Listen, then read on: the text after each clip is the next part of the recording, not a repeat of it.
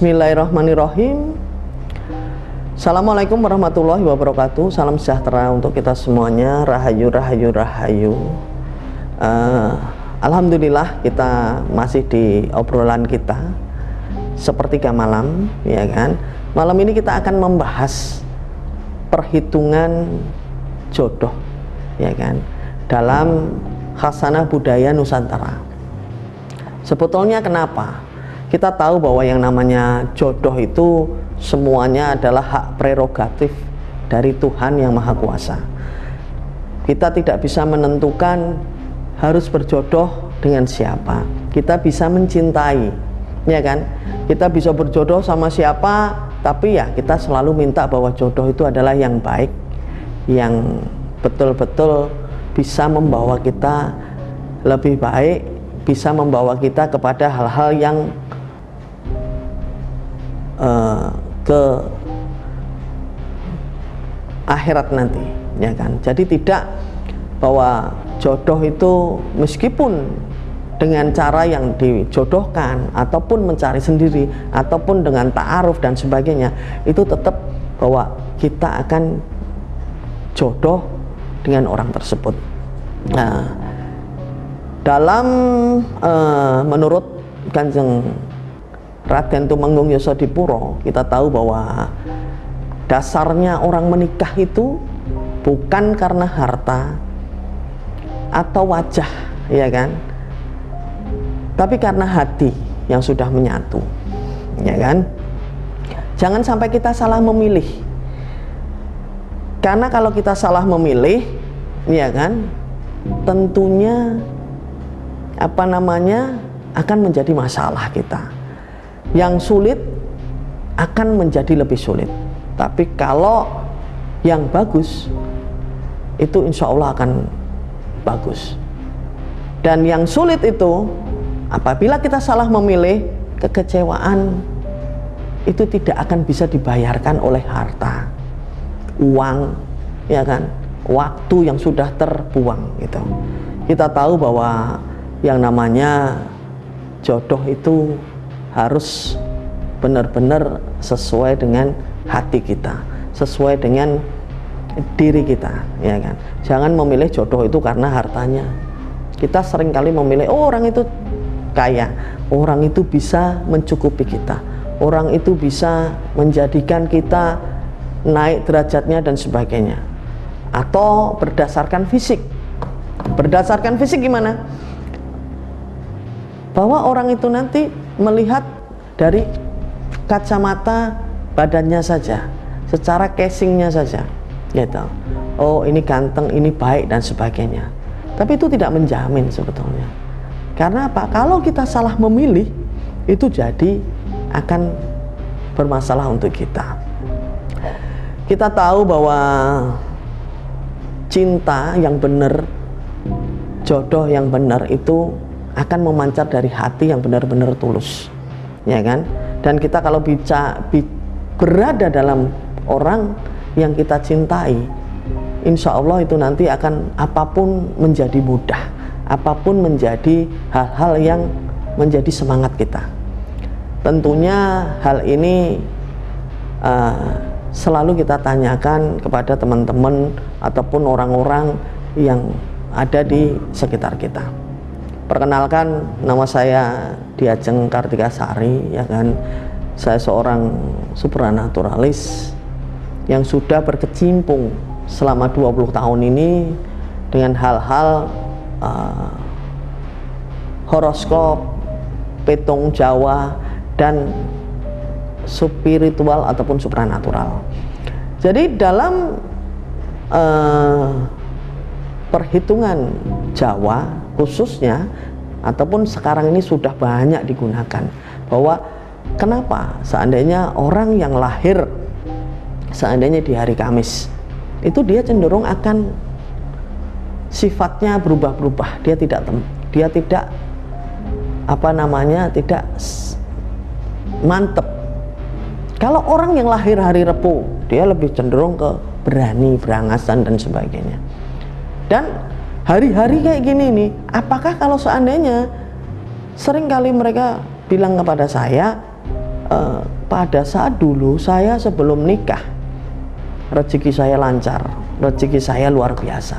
Tapi kenapa setelah saya nikah ataupun setelah saya bersama dia, kenapa rezeki saya selalu bermasalah, bahkan cenderung berkurang?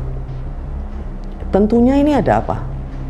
Kita tahu dalam perhitungan orang Jawa, terutama di Nusantara ini adalah kita selalu memakai ilmu titen, ilmu yang sudah berulang kali dipakai, berulang kali dilakukan. Untuk apa? Untuk menemukan keselarasan, keseimbangan, keharmonisan dari hidup. Bahwa kita manusia harus hablum minallah dan hablum minannas tentunya. Bagaimana kita berhubungan dengan Tuhan yang menguasai jagat raya ini, bagaimana kita berhubungan dengan manusia yang ada di sekitar sini. Tentunya tidak lepas dari alam semesta juga. Jadi ada sinergi, ada keseimbangan. Balik lagi ke masalah perjodohan tadi. Nah, seringkali orang tanya bahwa kita bagaimana cara menentukan biar seseorang itu jodoh atau tidak. Dalam khasanah budaya supranatural ataupun budaya Jawa, itu ada perhitungan-perhitungan tertentu untuk apa? Untuk biar seseorang ini biar bagus. Oh, jodoh enggak sih gitu. Bagaimana perhitungannya? Bahwa kita tahu bahwa di khasanah budaya Jawa ada yang namanya hari dan pasaran. Hari itu Senin, Selasa, Rabu, Kamis, Jumat, Sabtu, Minggu. Pasarannya apa? Pasarannya adalah pon, wage, kliwon, legi, paing. Nah, dengan sendirinya weton itu namanya weton. Nah, weton ini nanti digabung antara yang dari pihak laki-laki dan pihak perempuan. Hitungannya gimana? Kalau Minggu itu nilainya 5, kalau Senin 4, kalau Selasa 3, kalau Rabu itu 7, kalau Kamis itu 8, Jumat itu adalah 6, dan Sabtu itu 9. Terus kalau pasaran gimana? Kalau pasaran pon itu dihitung 7, wage itu 4, terus kliwon itu 8, kliwon setelah kliwon legi itu 5, dan paing itu adalah 9. Nah, di Jawa namanya petong weton ini sudah familiar. Bahkan kadang bukan orang Jawa aja itu tetap memakai perhitungan seperti ini. Nah, bagaimana caranya untuk menghitung ini gitu? Kita tahu bahwa oh, jodohnya gimana? Apakah jodoh enggak? Kalau seandainya kita lahir di hari Minggu Pon itu berarti kan 5 sama 7 berarti 12. Terus yang cewek itu lahirnya Senin Wage, berarti kalau Senin Wage 8, berarti 12 tambah 8 berapa? 20 kan? 20 dibagi, hitungannya itu adalah dibagi 7 kalau untuk menghitung jodoh atau tidak. Sisanya berapa? Sisanya adalah 6. Dan sisa 6 ini, ya kan? Sisa 6 ini ada apabila perhitungan ini sudah baku sebetulnya. Ini digunakan bahwa perhitungan ini dari mulai dulu sudah. Makanya di Jawa itu terkenal pujangga-pujangga keraton, pujangga-pujangga yang hebat-hebat dan bisa meminimalisir apabila jodoh ini nanti rusak ataupun jodoh ini nanti hancur ataupun putus di tengah jalan. Jadi kalau seandainya sisa 1, apa yang terjadi? Sisa 1 namanya Waseso Segoro. Waseso Segoro itu dalam perjodohannya mereka itu adalah kewibawaannya kuat, ya kan? Sabar, pemaaf, dan luas budinya. Kalau sisa 2 dari perhitungan jodoh laki-laki dan perempuan setelah dibagi 7, sisanya berapa? Itu tunggak semi. Tunggak semi itu adalah jodoh rezeki. Dan jodoh rezeki ini rawannya adalah rawan ribut. Biasanya anaknya sedikit, nggak apa-apa kalau anak sedikit. Kalau zaman dulu anak banyak rezeki. Kalau zaman sekarang saya kira sudah nggak relevan ya. Kalau yang sekarang ini banyak rezeki ya kalau bisa anaknya sedikit gitu. Apabila sisa 3 apa? Sisa 3 satria wibawa, kewibawaannya dan mendapat keluhuran dan kemuliaan yang tinggi. Perhitungan jodohnya seperti itu.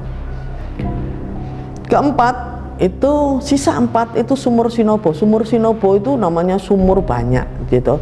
Banyak yang akan bertanya, banyak yang akan berguru, banyak yang akan datang, temannya luar biasa banyak. Baik itu dari temannya si perempuan ataupun si laki-laki. Terus apabila sisa 5 apa yang terjadi? Sisa 5 itu adalah satria wirang. Satria wirang, kewirangan. Kewirangan itu mudah mendapat aib, malu. Jadi setiap berjodoh apapun itu nanti itu banyak sekali halangan, banyak sekali hambatan. Dan inilah yang seringkali dipakai, seringkali diminimalisir. Harus apa sih sebetulnya? Harus bagaimana sih sebetulnya? Gitu. Terus kalau sisa 6 bagaimana? Sisa 6 itu namanya bhumika peta. Bhumika peta itu apa? Perbuatan baiknya kadang tidak kelihatan. Ya nggak apa-apa sih, kita berbuat baik kan juga tidak perlu harus memperlihatkan ke orang, ya kan? Banyak sedihnya meskipun sudah bekerja keras, tapi hasilnya tidak bisa maksimal. Tapi inilah, gitu. Tapi dia tetap tabah, tetap bagus. Gitu. Sisa 7 apa yang terjadi? Sisa 7 adalah lebu katiup angin. Debu tertiup angin, istilah kasarnya. Debu tertiup angin itu apa? Ibarat debu, sudah debu kecil ditiup angin. Jadi segala cita-citanya itu terhalang, terhambat. Bahkan sering pindah-pindah pekerjaan, sering pindah-pindah rumah. Gitu. Jadi kayak ya pindah-pindah terus gitu.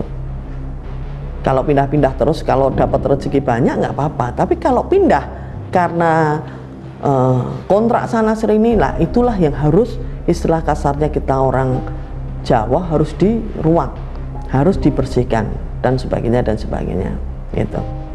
Itu kalau kita bicara dalam petung jodoh atau tidaknya dalam berumah tangga. Nah, bagaimana caranya kita menghitung tentang peruntungan? Peruntungan ini biasanya kan dilihat seseorang ini beruntung nggak, rezekinya bagaimana, derajatnya bagaimana, gitu. Dalam khazanah budaya Jawa itu dibagi 5. Kalau tadi jodoh atau tidak dibagi 7, kalau peruntungan itu adalah dibagi 5. Kalau sisanya dari perhitungan jodoh tadi, 1 itu Sri, selamat dan rezekinya mengalir terus. Kalau sisa 2 Lungguh, istilah kasarnya tuh pangkatnya ada, kedudukannya aja, derajatnya bagus. Kalau yang ketiga itu Gedong. Gedong itu apa? Gedong itu namanya gedong, rumah gedong, rumah yang kaya. Dia bisa kaya raya. Insya Allah dari mana aja itu rezeki selalu ngalir, rezeki selalu ada. Apabila sisa 4 apa? Sisa 4 jatuh di hitungan loro. Loro, ya kan? Loro itu bukan loro. Kalau loro itu 2, kalau loro sakit. Jadi akan sakit-sakitan, banyak kesulitan yang akan dihadapinya. Nah, kalau sisa 5 bagaimana? Itu jatuh pati. Pati itu apakah?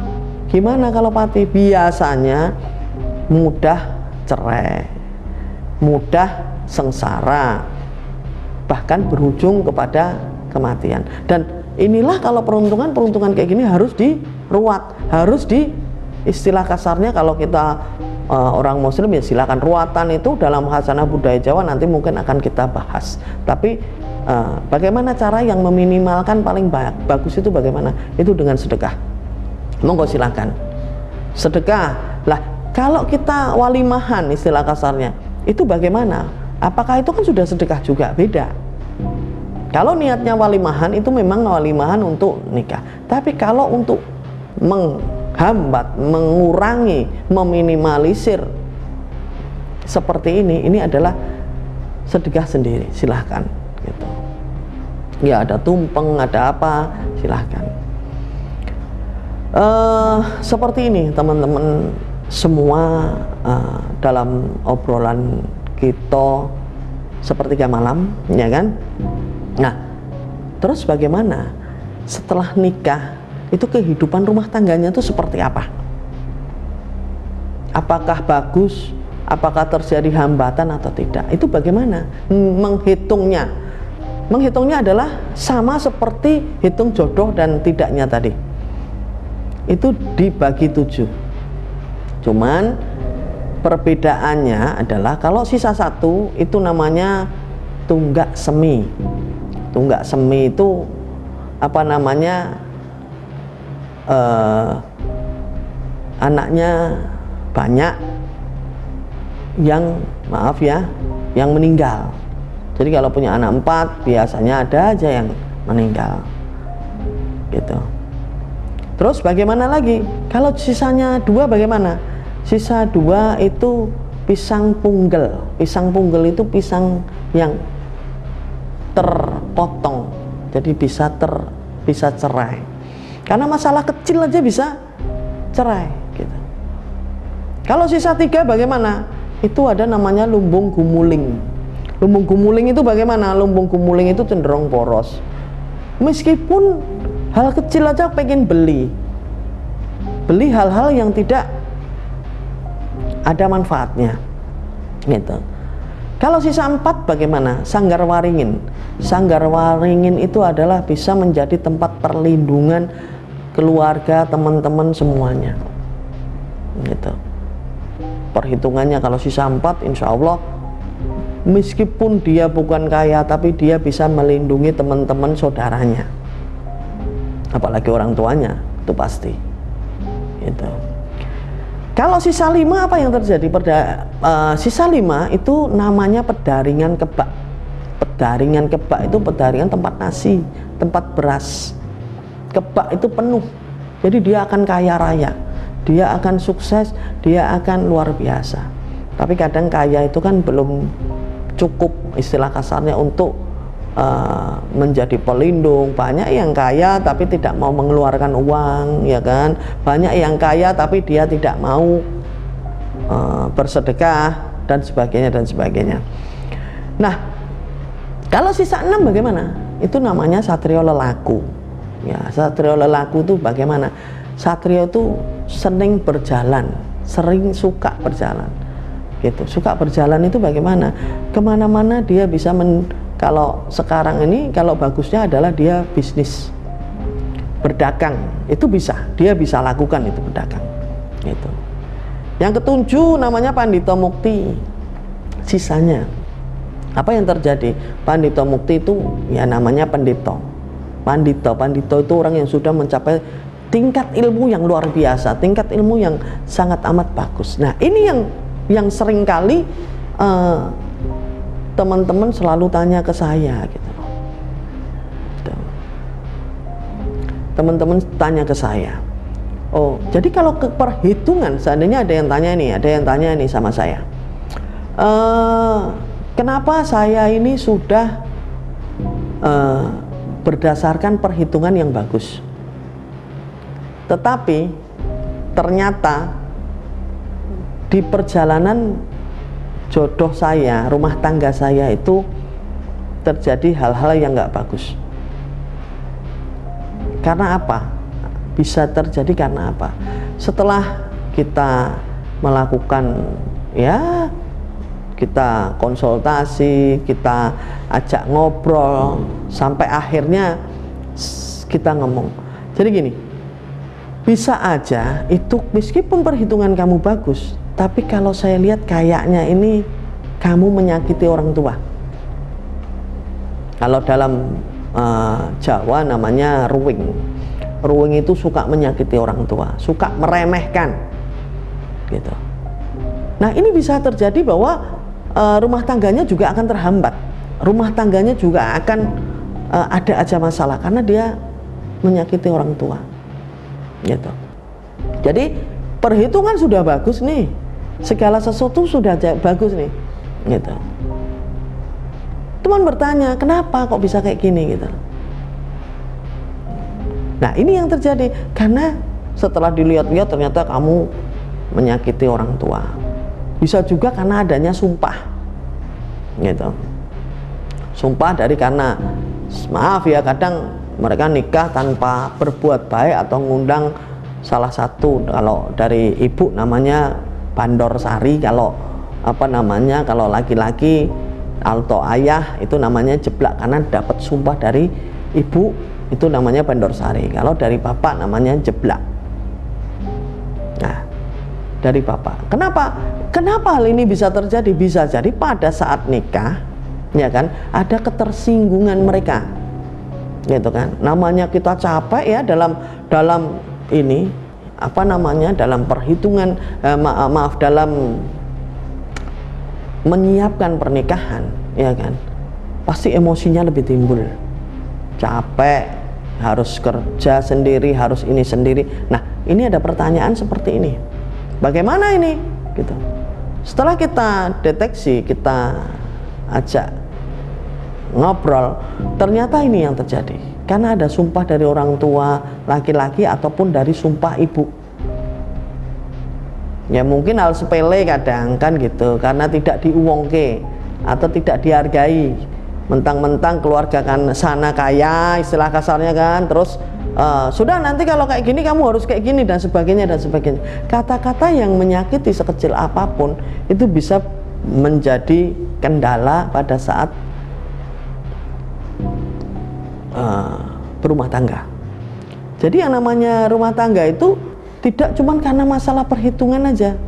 Kita tahu bahwa seorang istri, kalau bicara hak dan kewajiban seorang suami dan seorang istri pasti semua sudah tahu.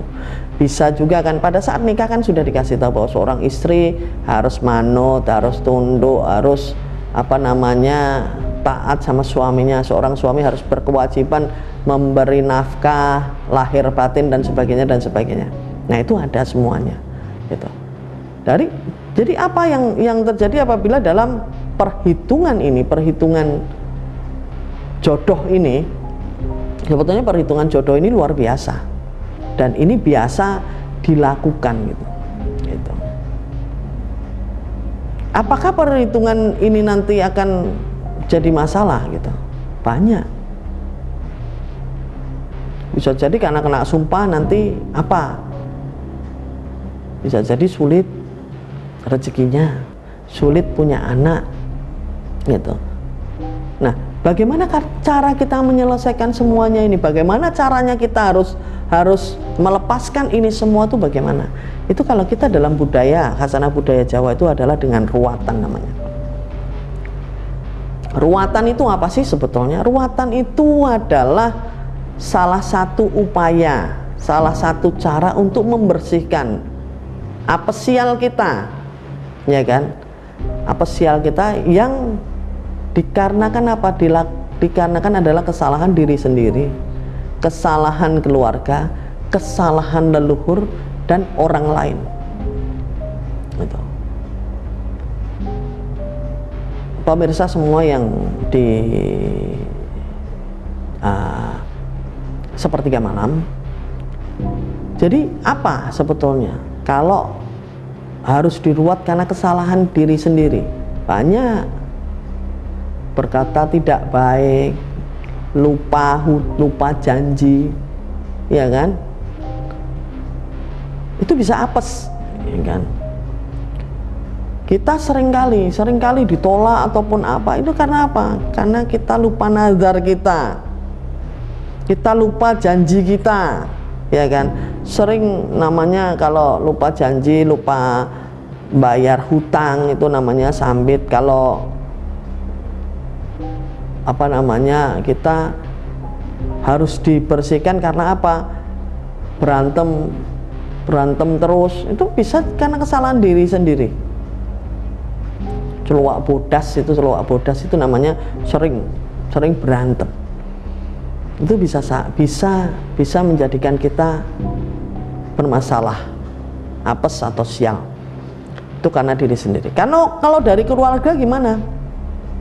Kita bisa apes menerima kesalahan dari orang tua kita. Contohnya, maaf, apabila orang kita melakukan perbuatan yang tidak baik, kita malu, minimal malu.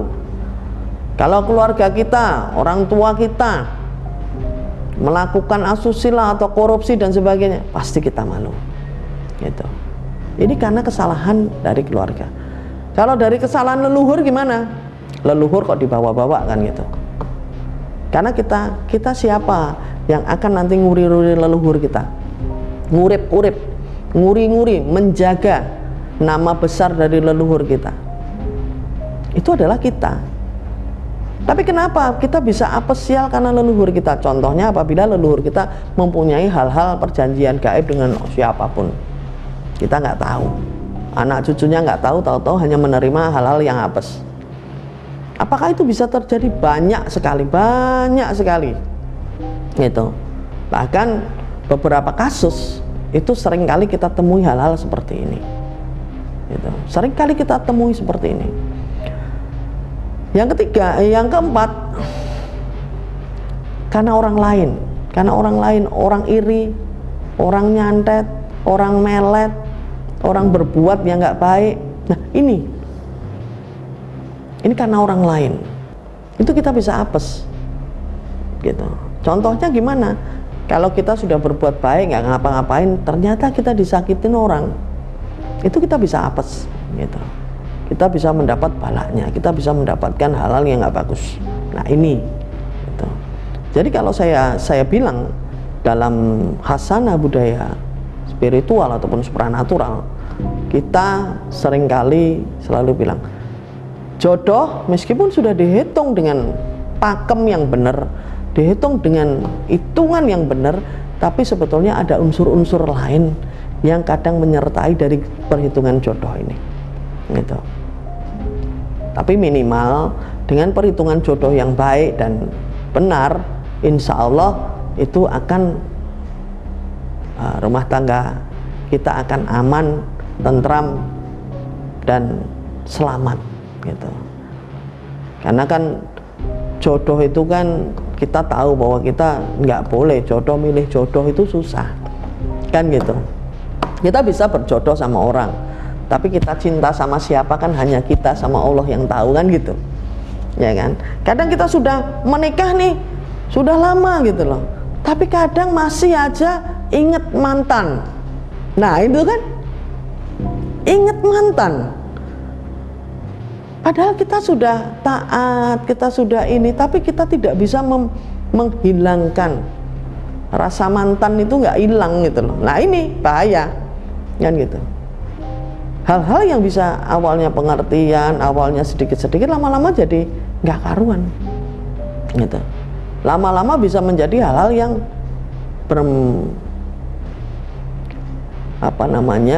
bermasalah dengan kita gitu.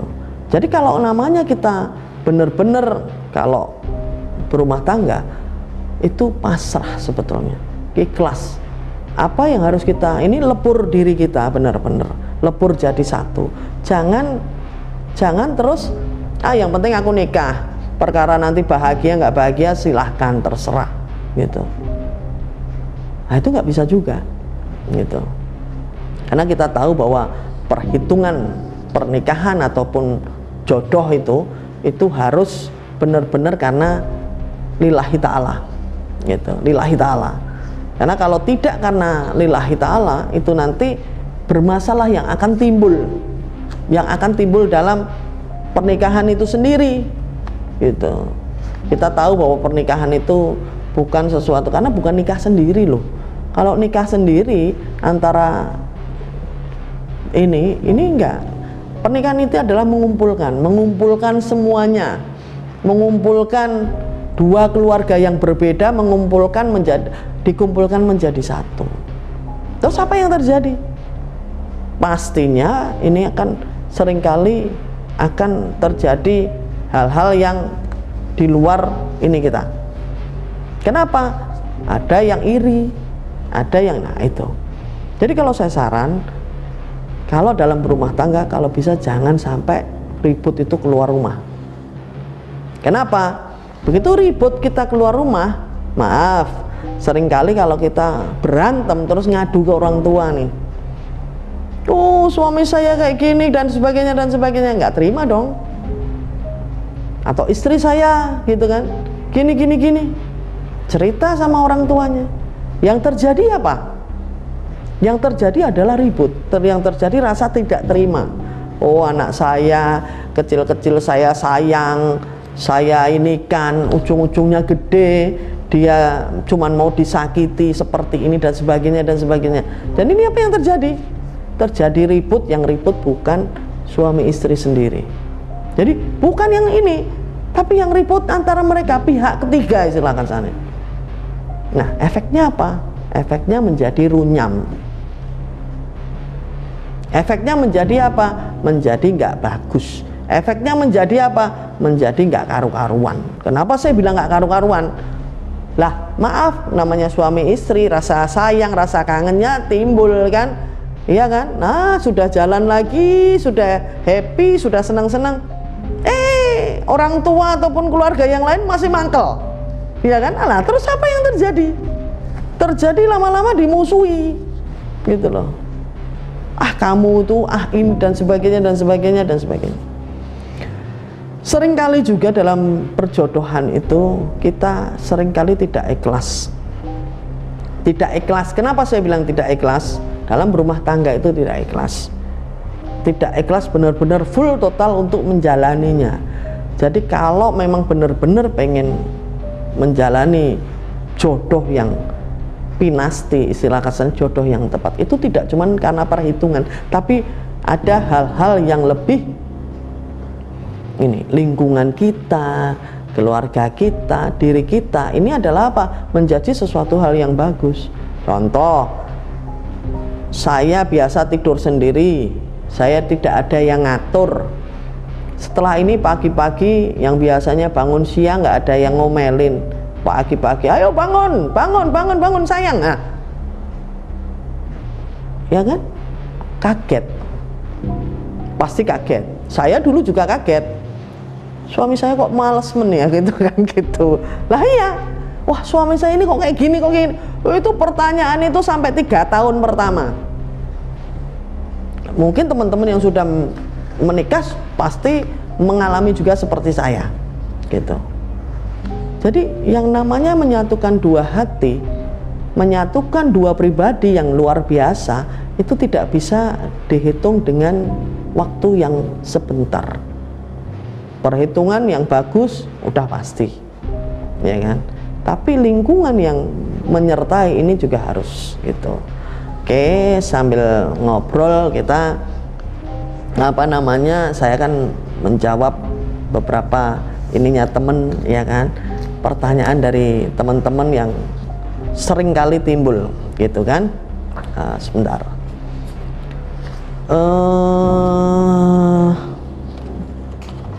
mana tadi ya?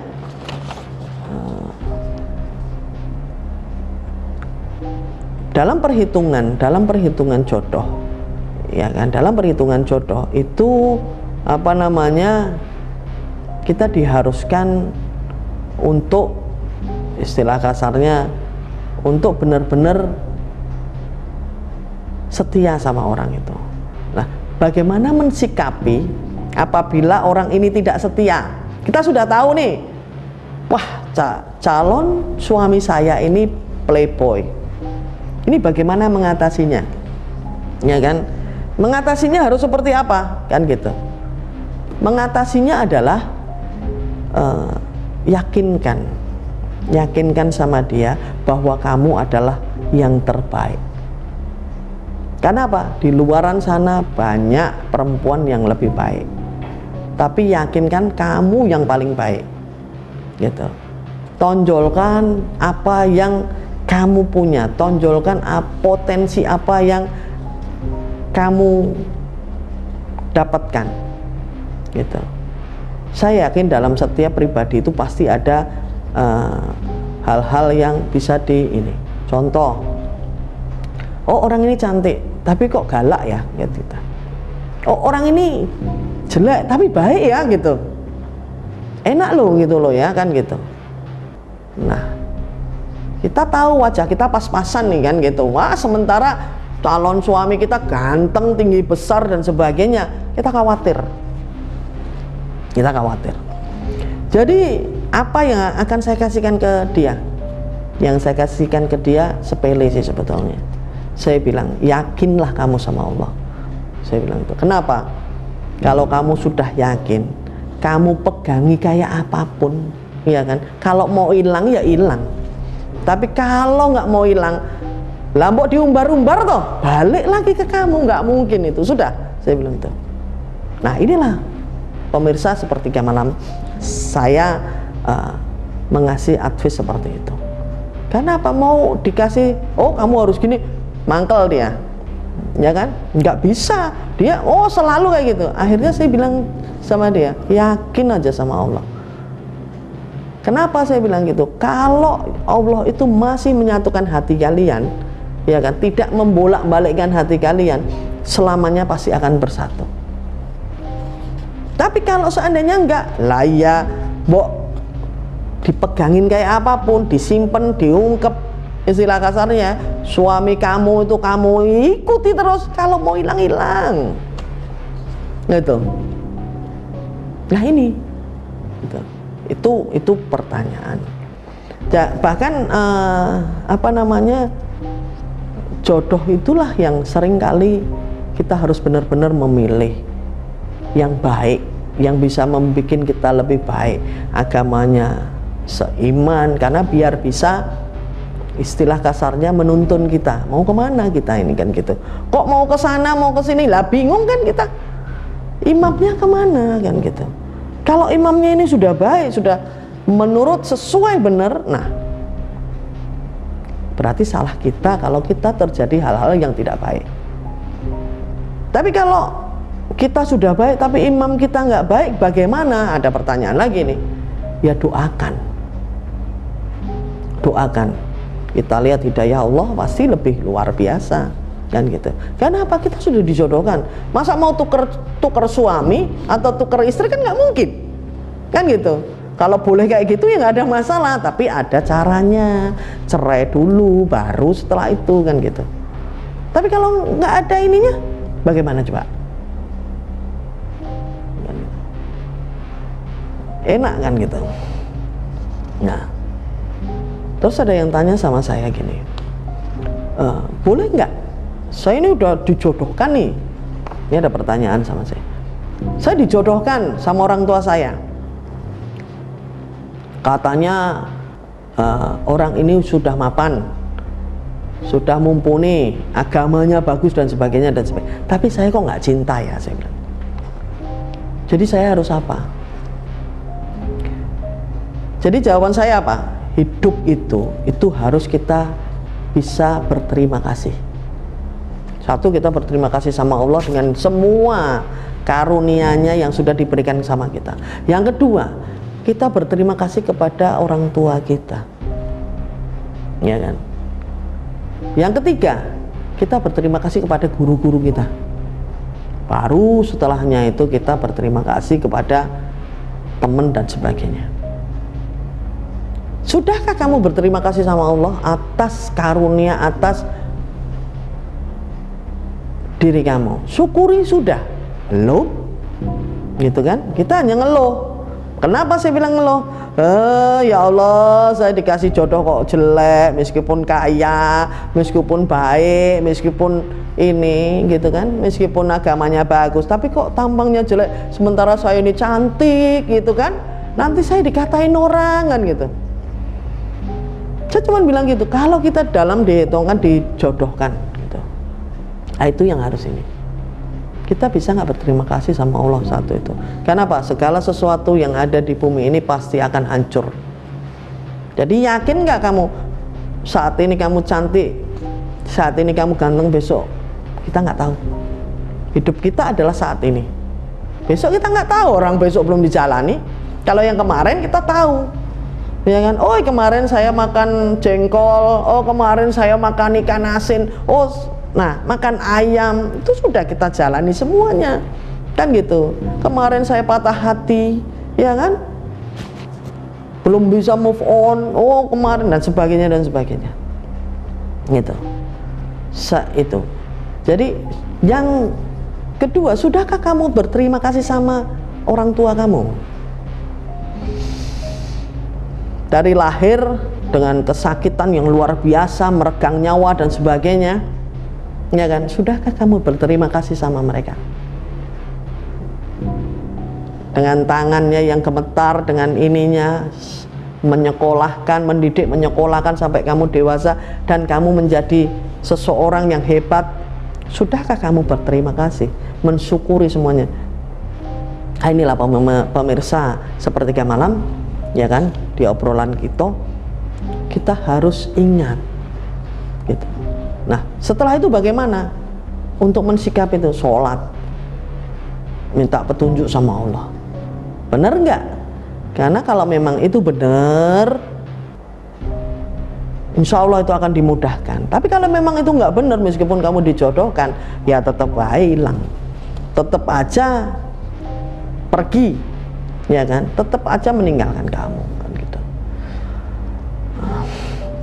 Nah, ini ada pertanyaan lagi nih.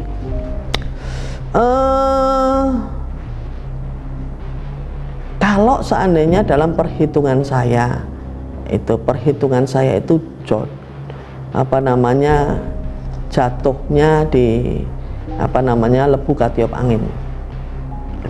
Angin. Saya harus bagaimana? Apakah saya harus mundur, ya kan? Atau bagaimana? Ada saran?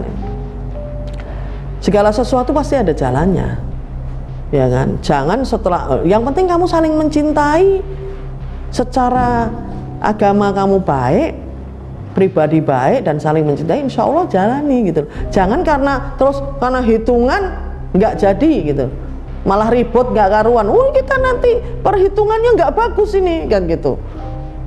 Nanti kita akan terjadi nggak karuan, sama seperti di Satrio Wirang. Nanti kita kalau nikah ini kena aib, kena malu terus, nggak jadi aja, gimana saya sama kamu. Jangan karena perhitungan ini bermasalah gitu. Kita tahu bahwa hukum pernikahan itu merupakan sunatullah, ini semuanya, ya kan, merupakan hukum alam, ya kan. Manusia, hewan, tumbuhan yang ada di dunia ini biasanya mengalami pernikahan gitu. Meskipun tidak dengan cara yang berbeda-beda. Kalau hewan kawin ya seperti itu, manusia seperti itu. Kalau manusia memang harus diikat dengan hal-hal, ya, dengan aturan-aturan tertentu. Nikah wajib hukumnya, bahkan dianjurkan. Ada yang dianjurkan, ada yang makruh, ada yang mubah, ada juga yang haram. Kenapa saya bilang gitu? Kamu pada saat mau nikah, saya bilang gitu, karena hitungan ini bukan suatu hal yang patokan, tapi ini bisa menjadi sarana mawas diri. Sarana mawas diri kenapa? Kita harus benar-benar yakin, kita harus benar-benar bahwa ini tidak terjadi hal-hal yang tidak diinginkan. Jadi apabila kita jodohnya kok jelek, ya kan gitu, jangan kita kecil hati, karena itu menjadi kocok bergolo, istilah katanya, jangan sampai itu terjadi. Kita harus yakin sama Allah bahwa itu tidak akan terjadi, karena apa yang sudah dijodohkan Allah, apapun yang diputuskan oleh Allah itu akan bagus gitu. Jangan aja kamu menikah karena sesuatu hal yang haram. Kenapa? Saling menyakiti gitu. Kenapa saya bilang menyakiti? Itu jadi haram. Perhitungannya seperti ini bagus, tapi niatnya nggak baik. Innamal a'malu binniyat, segala sesuatu tergantung niat kamu. Kalau kamu nikah untuk mencari ridhonya Allah, insya Allah itu akan bagus. Tapi kalau kita nikah sudah, aku nikah biar apa sih? Nanti hartanya dia jatuh ke aku semua, kan gitu. Biar nanti hartanya orang tua, nah itu udah jadi haram, nggak bagus itu. Meskipun dalam perhitungan jodohnya bagus. Kenapa? Lah pasti bagus. Karena apa? Sudah belum nikah aja sudah derajatnya naik kan, karena diangkat oleh orang-orang yang luar biasa gitu. Nah ini makanya saya bilang pertanyaannya seperti itu. Saya bilang juga ini ada pertanyaan juga, jodoh itu yang dilihat apa aja gitu kan, yang dilihat dalam jodoh itu apa aja. Kita tahu bahwa seorang jodoh itu kita harus mempunyai, istilah kasarnya, sak bobot. Bobotnya podo, sama levelnya, sama status sosialnya. Karena apa?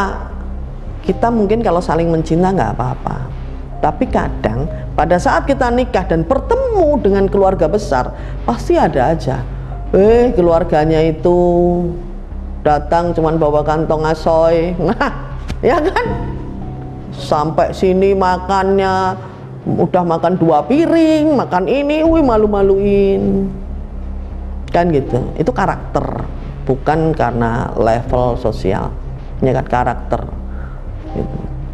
Itu bahaya, jangan ini. Jadi itu satu level, istilahkan satu level statusnya kalau bisa sama gitu. Kalau menengah ke atas ya menengah ke atas, kalau menengah ke bawah ya menengah ke bawah gitu.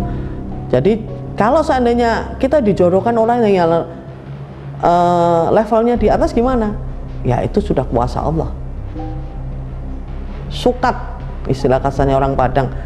Terus takdirnya, garisan tangannya sudah seperti itu. Ya kita harus bisa nerima gitu. Terus apa lagi yang menjadikan jodoh ini harus apa? Itunya. Jadi harus sak teraju. Sak teraju itu gimana sih gitu loh? Harus seimbang. Seimbang gimana? Kalau biasanya dia di level sekolahnya SD ya SD, SMP ya SMP, gitu loh. Karena apa? Itu tidak akan timbul konflik yang banyak. Oh dia pedagang ya kita pedagang, itu ketemunya gak enak. Tapi kalau yang satu pedagang dari keluarga pedagang, yang satu keluarga pendidik, itu nggak pernah ketemu biasanya. Kenapa saya bilang nggak pernah ketemu? Selalu ribut. Oh yang di sini sopan santunnya harus gini gitu, atau keluarga pejabat. Yang satu keluarga pedagang, yang saenake dhewe atau keluarga di pasar lah ya, ketemu, ayo kita makan yuk gini-gini. Sementara di sana, aduh mau coba ngomongnya jangan keras-keras, mau ngomongnya pelan-pelan dan sebagainya kan gitu. Nah ini yang saya bilang harus seimbang gitu. Terus yang terakhir adalah saktimbangan gitu, antara keseimbangan antara derajat, pangkat, dan pemikirannya. Kenapa saya bilang sederajat, pangkat, dan pemikirannya? Maaf, ada teman saya berjodoh, dia lulusan S2, calonnya ini hanya SMP. Oh cantik pokoknya gini-gini. Saya sudah ingatkan, coba Mbok sama yang itu aja, karena saya bilang gitu kan, ya cantiknya kalau dia levelnya luar biasa, kalau ini biasa, tapi kalau saya lihat kamu akan bagus loh, saya bilang itu. Oh enggak, saya seneng, saya ini ganteng, masa saya dapatnya yang jelek gitu. Ternyata apa? Ternyata ini yang terjadi gitu. Begitu nikah ya kan, dia capek ngobrol lah sama istrinya, gini nggak nyambung.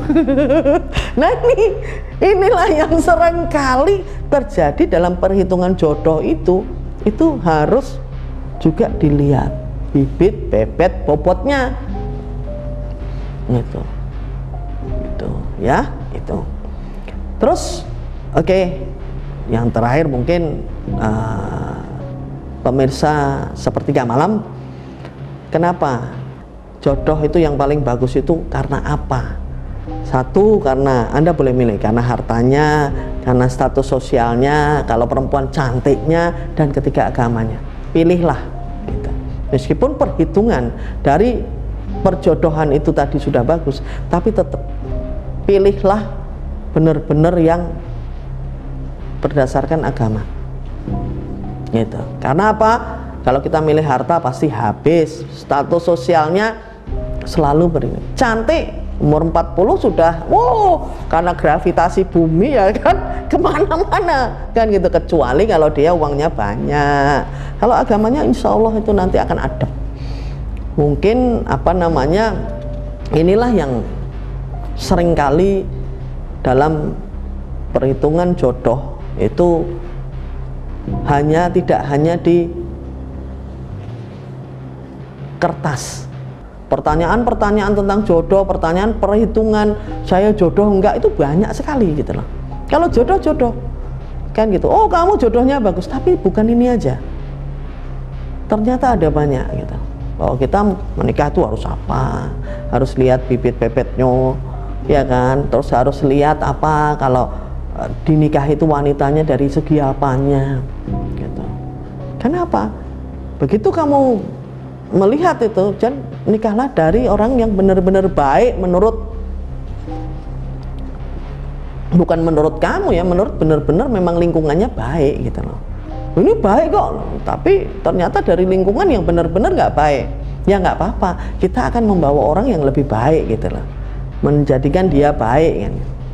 Tapi insya Allah apa namanya, dengan kayak gini nanti perhitungan itu bukan sesuatu hal yang saklek, tapi perhitungan ini masih terus gitu, masih terus ada, masih terus ini gitu loh.